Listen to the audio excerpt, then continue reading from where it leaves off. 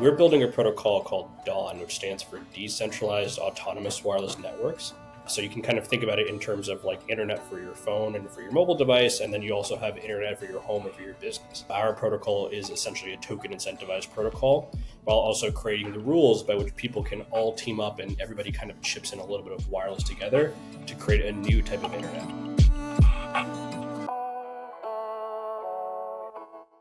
Hey guys, welcome to the Fully Diluted podcast. We're joined here today by Neil, co-founder, CEO of Dawn and Andrena, and of course, Kinji, our usual host. My name's Dylan. I'm an enterprise team. Why don't we just get into the conversation? We'll let Neil introduce a bit more about himself, just give like a high-level overview of Dawn, Andrena, and what's the deal with the protocol. Yeah, thanks for that intro, Dylan. I appreciate that. So, I think there's been a lot of interesting writing about us over the past couple months, I'd say, in large part thanks to you guys. So hopefully the audience has heard some extent of what we're doing. But to give everybody a primer straight from the top, we're building a protocol called DAWN, which stands for Decentralized Autonomous Wireless Networks. And DAWN is a protocol for providing decentralized broadband. So the easiest model I can give people to think of is, everybody's probably familiar with Helium, one of the most famous DPIN protocols that's out there. The way that Helium also provides they're a DY protocol just like Dawn, but Helium focuses on decentralized mobile service, whereas we prioritize decentralized broadband. So you can kind of think about it in terms of like internet for your phone and for your mobile device, and then you also have internet for your home or for your business. And we focus on the part that is internet for your home or for your business. And the kind of big idea behind it is wireless has finally gotten to a point where it's actually possible to compete against fiber this way. And so our protocol is essentially a token incentivized protocol, while also creating the rules by which people can all team up and everybody kind of chips in a little bit of wireless together to create a new type of internet. And the goal of what we kind of aim with all of this is try to get it so that people have a user-owned network that is not owned by some of the bigger monopolies, but then B, people get access to much cheaper internet, just because internet at certain locations is very cheap. But because the last mile can be very expensive and owned by monopolies, it tends to be very expensive rather when you go further down the last mile. So that's a quick primer on what I got, Dylan. Awesome. So I think one of the core unlocks here is being able to use fixed wireless technology to transmit bandwidth from like an internet exchange to end users. This has like historically been a challenge for the internet industry. There's been lots of concerns over line of sight and other connectivity issues. Could you go a bit into what enables Dawn to use this technology today? Yeah, the biggest thing is, when you want wireless to be able to create like a new type of network, you really need one category of wireless, and that's called point to multipoint. So one node can talk to many, and point to multipoint, that is also multi-gigabit. So one node can talk to many, but it's also beyond a gigabit level of speed, right? Like your typical home internet connection is, maybe on the best case scenario, it's like a gigabit from Verizon or whoever that is. So if you want to create a user powered network where everybody kind of owns their own transmitters and helps broadcast their excess and surplus in surrounding area, you're going to have to be able to make it so that one node can broadcast to multiple different households, right? Like that's kind of the major unlock that is here. And this has been kind of the growing evolution of wireless for the past, I'd say 20 or so years, right? Like we've been operating a scenario where wireless was originally used for like high frequency trading, or, way before then it was actually used, but in terms of like modern infrastructure, used for high frequency trading all the way down to data centers, commercial properties. And then it eventually found its way in towards the residential side of stuff to be able to offer people a home internet connection. And, the most famous company that I always point to, if you really want to understand the history of this, is look at a company called Rise Broadband out of the US. Like they rented a bunch of different space on top of TV towers that were broadcasting over areas that are more rural and didn't have any infrastructure.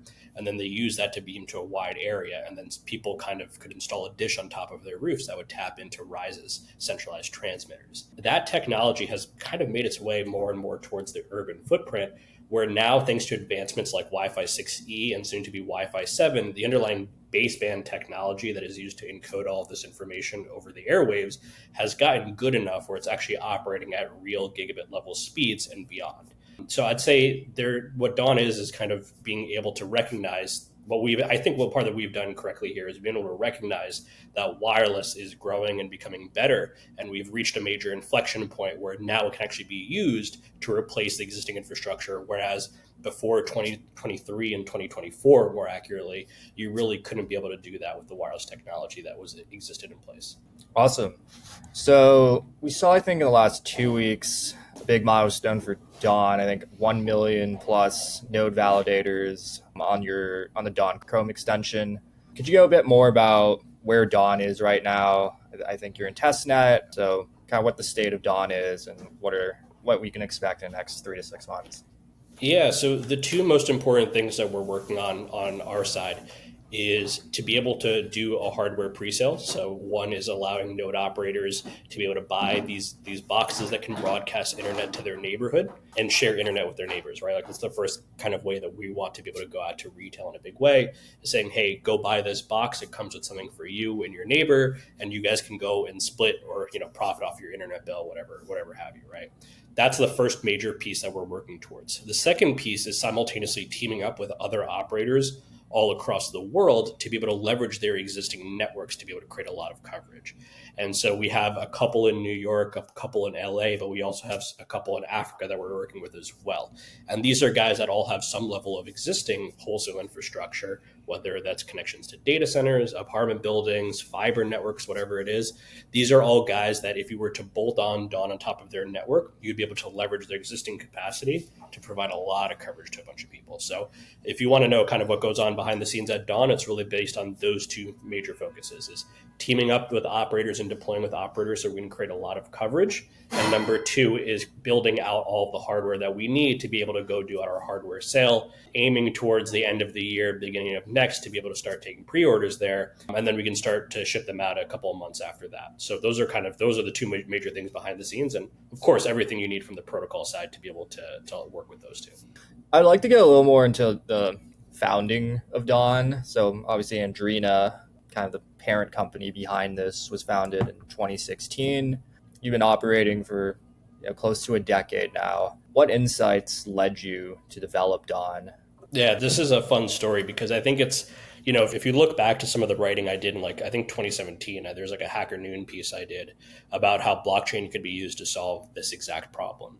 Ultimately, I didn't go down the route of solving this problem using blockchain. I went down the route of solving this problem using traditional Web 2 means, right? I was going to go out and start this business myself that built a network and brought this technology to people to offer cheap internet. And that worked for a long time, and it continues to work today. The challenge that we faced and what we realized are kind of only over the past couple of years is that you're perpetually limited by your ability to go out and build these networks yourself, right? Like I am constrained by my ability to go, we've gone now to 10 states across the US, but I want to be everywhere, right? I want to bring this technology that I believe is going to change the world to as many places as possible. And by moving from the actual operator side of stuff towards the protocol side of stuff has been kind of this key insight of what allows us to be able to achieve that. And the entire process, I'd say, is really kind of a simple one where, I wanted to solve this problem of bringing affordable internet everywhere as much as I could. In order to do that, the timing wasn't right to do a Web3 company, and it is now to many different extents. And so we built our own Web2 company that went down this route. We built a lot of technology that helped make our lives easier. Like Dylan, you talked about the robotic antenna system, right? To have an antenna that can automatically move and align itself just makes our lives easier.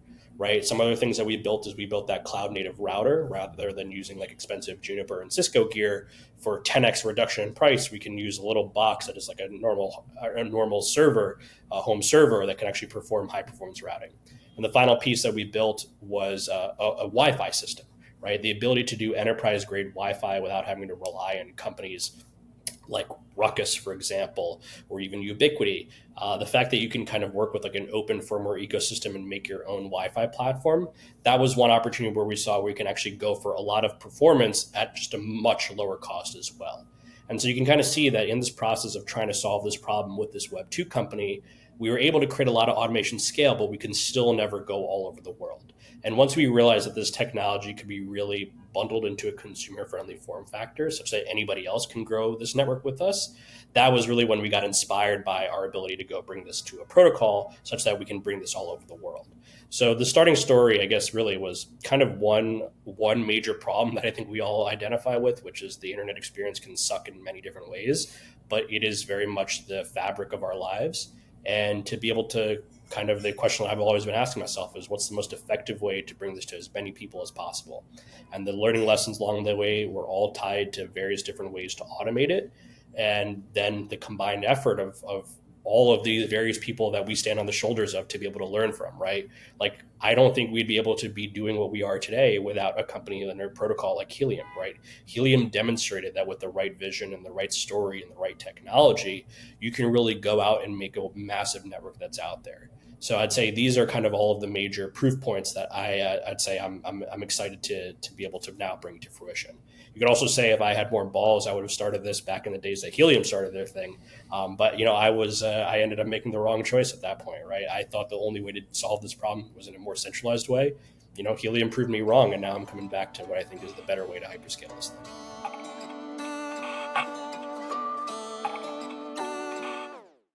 Could you go a bit more into how the Chrome extension works? So I think on Twitter, we see a lot of news about it, people sharing referral codes. What exactly is that on a more technical level, and how does it fit into Dawn? Yeah, so the Chrome extension was a way for us to be able to tap into retail engagement in like a low hanging fruit way with something that we ultimately need on the system. And if you're going to build this new wireless network where everybody is chipping in a little bit of wireless and bandwidth to create a new user powered network, what you need is you need a layer on top of that that creates a consensus on what is the state of the physical wireless network. And the easiest way to understand this is kind of like one element of that state is how much bandwidth people actually have at given points of the network. And in order to actually incorporate this, we teamed up with a protocol and team called Witness Chain to implement proof of backhaul on top of the Dawn network. And proof of backhaul / proof of bandwidth, think of it like a decentralized speed test, where we have a way of knowing exactly how much speed an individual node has to be able to provide service to their neighborhood and beyond, right? If you're creating this new trustless network, we need to have a way of agreeing on the state, and bandwidth is just one of those important elements of that. And in order to do that, what you need a lot of people that are outside of the network that act as challengers. And that is exactly what the Chrome extension is. The Chrome extension is essentially a large scale user network of challengers that are challenging people inside the Dawn network to validate their speed. And the way that it works is kind of like a synchronized DDoS attack. For about a second at a time, there is a burst of traffic that comes from randomly selected Chrome extension users to challenge a given node within the Dawn ecosystem that is providing service to like a neighborhood or whatever. And based on how much data that node can validate it has received from those Chrome extensions, you can do a computation to figure out what its underlying bandwidth and capacity is. So I would say the Chrome extension users provide a very key role to our system where they are actually providing the security to the system, right? They're helping secure the system and provide a trustless layer, because in order for all of the things that we want to have happen in the system, from rewards to being able to sell your excess bandwidth, you need to agree on the state of bandwidth on your network. Cool. So I think we might be going into a bull market in crypto more broadly. I think DePin's kind of benefited from more quiet markets where people are more focused on innovation and building real value. How are you thinking about how you now a more intense crypto market, maybe pressure for a TGE type event, um, and how do you kind of just think about navigating all of that? I mean, the answer is I don't have a good answer for you on that one. Like, the landscape has changed so dramatically over the past week, obviously, with the state of the election, that things are constantly in flux here. I'd say the way that we try to navigate that is we're obviously looking for the best opportunity where we can launch to be able to create as big of a wireless network as possible, right? Like, my kind of mandate that I operate on at the foundation is we want to provide two things, right? We want to get on-chain, where our on-chain KPIs are on-chain revenue and on-chain coverage, right? Our ability to deliver on those two KPIs is what is the number one thing that matters to me. And so naturally we're looking at like safe harbor policies? When can we feel confident going more towards a launch? Like there's a lot of other things that we have to look out for from like a regulatory perspective to really be plugged in here. But I'd say at the end of the day, all of that kind of comes second towards being able to build a good product that people love and having the protocol behind that allows you to really scale. So I hope my non-answer is okay, Dylan. But point being is that's just kind of how I think about it right now. It's not as easy as here's my simple rule book for how I engage with that. I wanted to ask, we've seen like emergence of CDN networks recently. So like protocols like Blockcast recently announced around. I've heard that they've been kind of in talks with Dawn for some kind of integration or partnership. How do CDNs potentially fit into the network? Yeah, I think CDNs are the prime example of something that would be a potential partner in the black box. And that's exactly how we've talked about it with Omar and other folks as well, is the fact that we can kind of deploy these cloud native routers, to people's homes, right? You have a generic computer that is essentially able to function as a router. In this sort of black box vision, you have to ask what's the next thing. And I think the CDN is like such a no-brainer in that scenario, right? You have access to high performance router, you have access to the easiest thing, which is going to be storage. So your ability to start caching content and delivering it hyper locally, I think is a very interesting one. So I think the nature of stuff is, and the reason why this is interesting is if you look at kind of like traditional telecommunications networks on the last mile, they're way more centralized in the scenario that you might have all of the fibers or coaxial cables running towards like a central location for a given region. And the far end sites are what you'd call more passive, right? Like you just have a fully passive network that goes to the end user, and then the user just connects that and provides for their own home network. But in a world where you have a more active network, where you have nodes that are providing service within a couple miles or a couple 100 feet, your ability is to start integrating lower latency applications like CDNs that help lower the latency and help performance, I think provides a huge benefit towards the cloud companies, the telecommunications companies, but it also provides another monetization potential for these individual households. So I'd say it's kind of to reiterate, it's really the first bit of no-brainer that I have in my mind of how can we use our black box to start participating in this greater unified vision. And content delivery on top of a wireless network is, the immediate next step, right? Once you get internet, what are you doing with it? You're consuming content.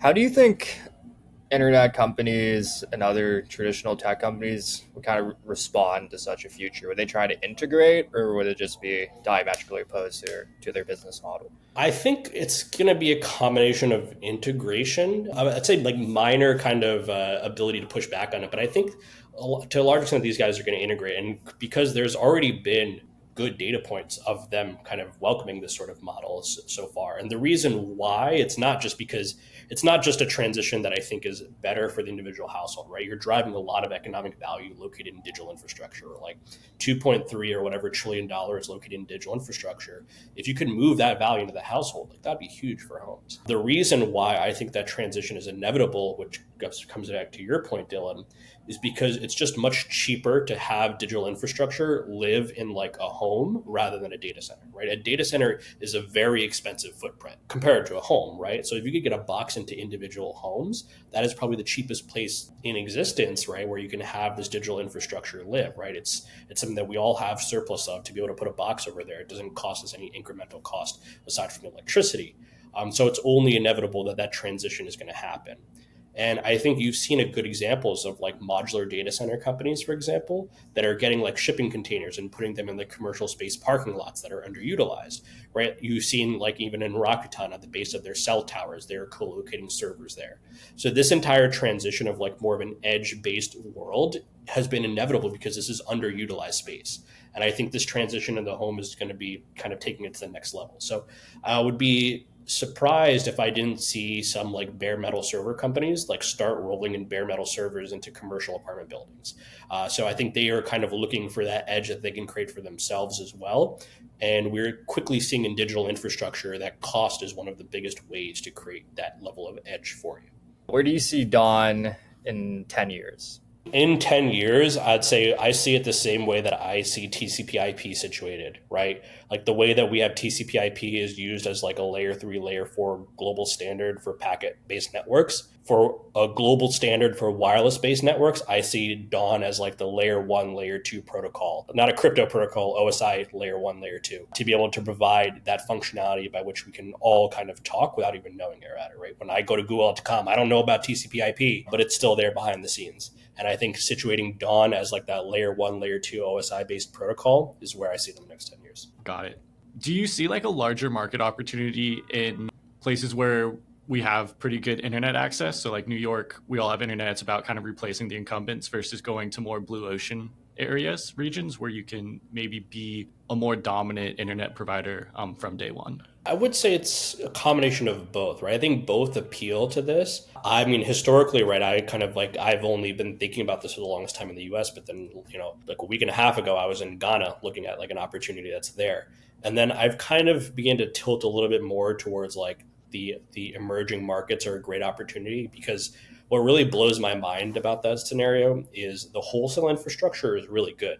Like we toured a data center in Ghana that was like, if you were like just teleported into there, you would not know if you were in the US or you were in a Ghanaian data center, right? Like it was that level of high quality. So the wholesale infrastructure, because of the massive emergence of cloud, Facebook, Google, all that sort of stuff, they need really good wholesale infrastructure to be able to provide the service. But that doesn't necessarily translate into a good last mile infrastructure. So to your point, Kinji, there's been so many areas that we've just been discovering where it's like they have great wholesale infrastructure, but not good last mile infrastructure. And I think that is kind of one problem to solve, but then the incredible monopoly side of things is another area to solve. And that is really where you see stuff in the US. So I'd say both are definitely a strong focus of ours. The part that I get more excited about personally is both for different reasons. I can't really give you a simple answer. The reason like why I like the idea of like in Ghana, for example, is because if you can bring them that wholesale priced internet, it does have a massive impact on their underlying quality of life, right? Like they can have their kids do remote learning without worrying about data caps on their phone, for example, right? They can have a reliable high-speed internet connection.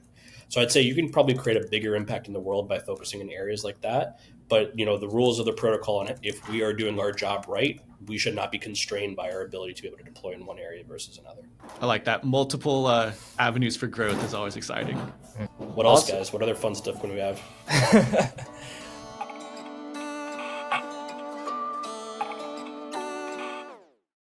I guess last week Dylan was trying to describe to me what a medallion is, and I still don't fully grasp it. So I was wondering if you could maybe give I know there's no token yet, but like a high level vision of how you're going to create these economic incentives, maybe starting from now and kind of what the end state is. Yeah, so I'll give you the quick rundown of the medallion, and we can kind of go from there. So the medallion was first created out of this necessity of solving this kind of like major governance piece, right? And the governance piece that we were trying to solve is like, how do we reward people for creating wireless coverage in some areas more than others, right? Like it's clear that New York needs to have a higher incentive versus like, Iowa, right? Like the middle of nowhere in Iowa.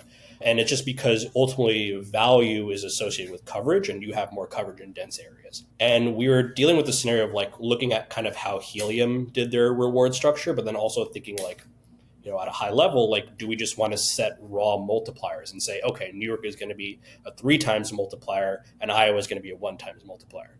And what we ended up realizing is that if we could find a market-based way to be able to do that and remove more governance from us, that was one that we were more philosophically aligned with.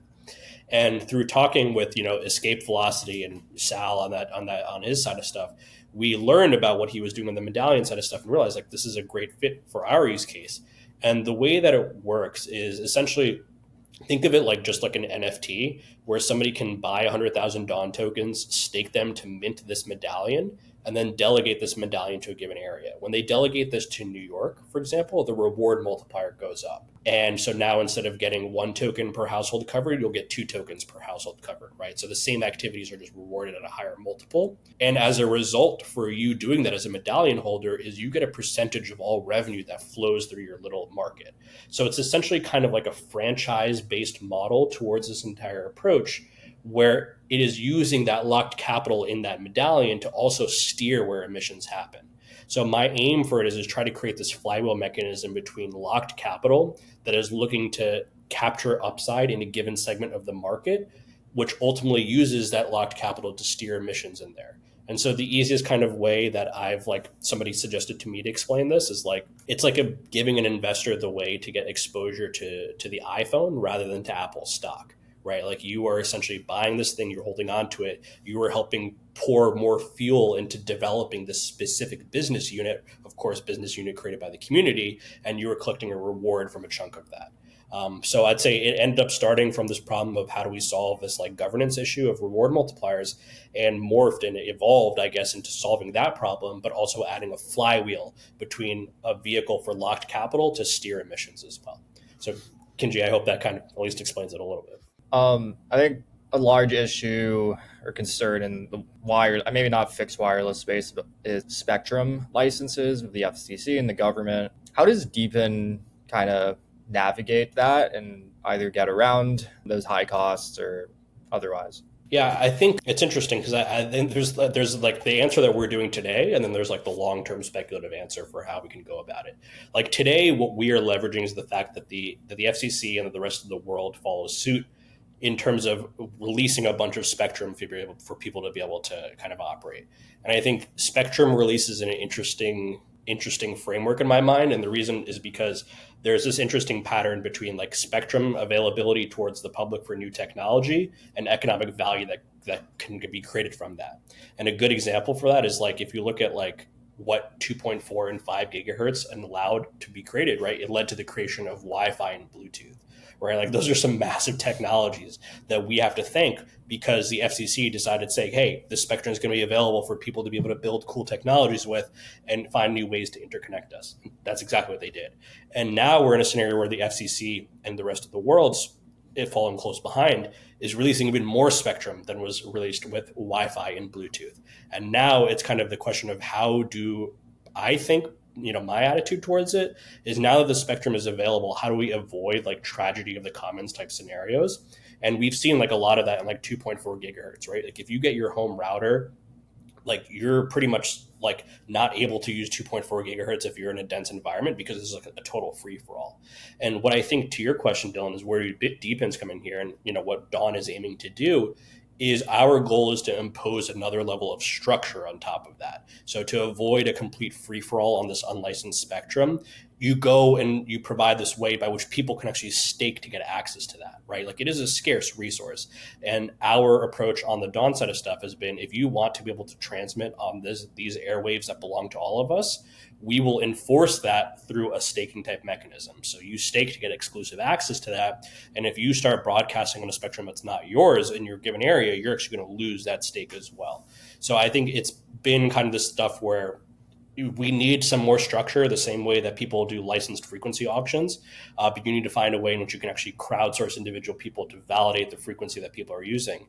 And Dylan, this actually goes to something you asked before, is like, how does the Chrome extension fits in, right? In this like network consensus layer, the Chrome extension provides the bandwidth validation side of stuff, but there's also going to be a separate mechanism called proof of frequency, which provides a frequency validation metric for all of this. So I think there's a lot of kind of dimensions that we think about from this angle, but hopefully that answers the question. Certainly very ambitious. That we've discussed and I've seen regulated is the idea of like a Deepin black in every user's household, where you can basically use Dawn to sell your excess internet bandwidth, but you can also use it for selling GPU compute or file storage or other Deepin services. I was wondering if you could kind of share more of your views on that and what's the vision there. Yeah, and this is, I think, kind of closely ties to what I was talking about, bringing the entire telecommunications network on chain. Is I think there is a clear pathway by which we're not just thinking about it from telecommunications, we're doing it for all of cloud and all of digital infrastructure, right? Whether that's wireless communication, bandwidth, but also GPU and CPUs, right? I think all of that is eventually going to be going towards a scenario where it's on chain, just because we have the ability to really automate it at scale. And the vision that I've kind of been, preaching nonstop about, but I am a firm believer of it, is I think every household is going to have this little tiny black box in their home that just does everything for them on the digital infrastructure side. And the way to think about it is it's kind of like a multi-miner where it is able to provide all sorts of resources, whether it's, as you said, GPUs, CPUs, bandwidth, whatever that is. And the reason why I think that is we're quickly moving towards a software-defined world.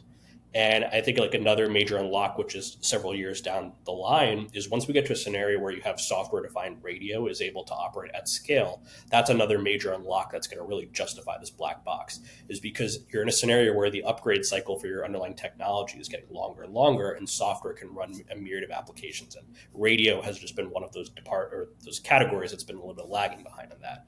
But once we are in a scenario where I think everything can be brought on chain and the individual home can be the powerhouse of every bit of DPIN network, that I think is ultimately kind of one vision that everybody in DPIN more or less believes in and is pushing towards. And the part that gets me excited about what we're doing here is that in order to achieve this grand vision of where everybody has like this little appliance, kind of like a toaster or something, but rather than toasting bread, it's providing cloud resources, right, for Amazon or even some random person writing their own serverless application. There's so many different ways to think about it, but the part that I get fascinated about from the Dawn perspective is, in order to achieve this vision, you need to ask yourself, what's the best business model that can actually accelerate this transition? And I think something that provides the users with a non-speculative ROI has the best chance of actually bringing this box into individual households. Because I think to the credit of a lot of DPIN projects, we've seen that token incentives can go a very long way towards incentivizing people to create a whole bunch of supply.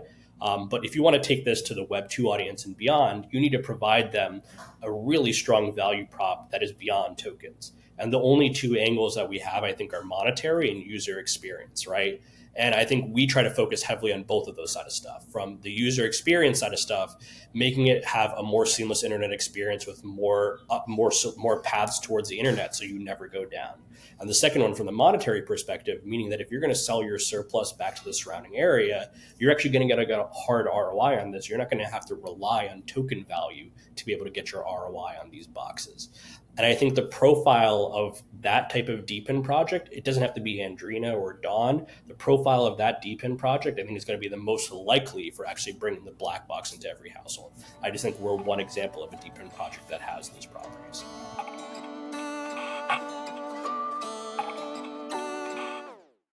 Where do you see the future of fiber optics going? I see the future of fiber optics going more towards like the wholesale side of things. And like they're always going to play a role, right? Like if you want to transmit terabytes per second of data, across a continent, like wireless is not going to, maybe it will in like next 30 years, but right now wireless is not going to be the way to do that. Your best bet is going to do a fiber optic cable where you can use kind of like these wavelength division multiplexing technologies to be able to pack multiple wavelengths of light on a single strand of glass. So in terms of like really, really, really high density and really high performance to interconnect massive regions, that is going to be the gold standard for fiber. So I think we're going to continue to see that. And I think what's kind of fascinating about this is my friend runs a fiber company in Manhattan. And he's telling me that in New York, there's almost no space available underneath the streets for new fiber, right? So you're in a scenario where there's going to be like we're realizing kind of many implications of scaling fiber to scale or getting fiber to scale. And I think now we're going to be able to leverage what it's good for, which is just packing a crap ton of data over a single strand from one location to many locations that are already in place. And I think that's been kind of the cool thing about fiber is our ability to continuously pack more and more data over fiber has truly been astounding. That kind of lends itself towards being really good, I think, again, in these data centers or like these wholesale type applications. But versus on the flip side, if you want to kind of then provide a lot of ubiquitous coverage for very cheap, that's really where I think wireless is going to start to stand out more. So I think one of the largest advantages of DPIN is the ability to expand globally, somewhat permissionlessly, just build the network much faster. Seems like Dawn is at least very hands-on right now as the network gets going. How hands-on will it need to be to expand coverage globally in the future? Yeah, in the future, I mean, good news is even right now, like we've been able to leverage kind of what I mentioned in like the Africa scenarios and even the US scenarios, we have people that have a whole bunch of infrastructure, but are not necessarily have the ability to hyperscale that infrastructure. And so our role at the foundation is just to make it easy for these people to do that. And so I think right now we're building out a lot of these tools that help streamline this entire process. But over the next year or so, I think we're going to be in a scenario where any operator of any scale can just grab our hardware with our software and immediately be able to broadcast their services outwards. And so I'd say that my kind of hope for the foundation and how I think about it is for us to be very light in terms of what we're doing. Like all we are doing is helping participate in the development of the protocol, helping kind of approve which bits of technologies we want to operate in the system. Like to your point, whether right now it's going to be 6 and 60 gigahertz, or in the future it's 7 gigahertz, or whatever that is.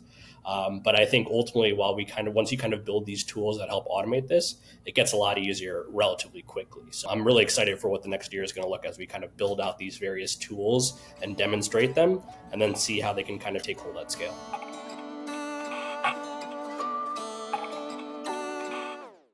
What are you most excited about in crypto beyond Dawn? What I'm most excited by is, I guess, the part that I'm most fascinated by, which is like I view tokens as like an abstraction of equity. And I think that the ability for these protocols to push that abstraction as far as humanly possible, it's incredibly fascinating to say the least.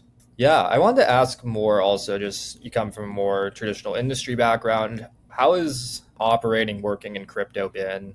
Just like, has it been surprising? Have there been challenges you didn't expect, or have there been positive surprises as well? The positive, and these are like, please, like if you're listening to this, like these are like pure opinions, so feel free to discount them heavily.